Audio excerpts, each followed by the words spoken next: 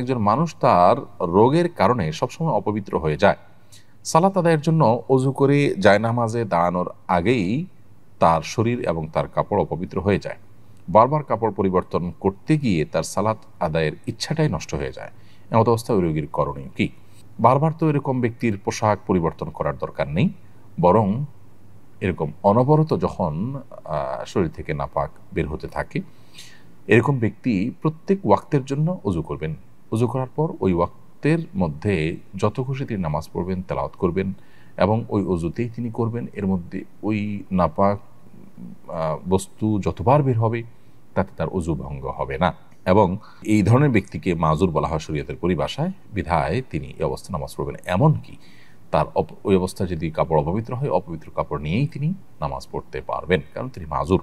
বিধায় অহেতুক কষ্ট করা এবং এভাবে নিজেকে নামাজের প্রতি আপনার বিরক্ত করে তোলা, এটার একেবারেই প্রয়োজন নেই। বিধায় এ বিষয়ে যথাযথ পদক্ষেপ নিলে ইনশাআল্লাহ বিদিনিল্লাহ এই সমস্যার সমাধান হবে।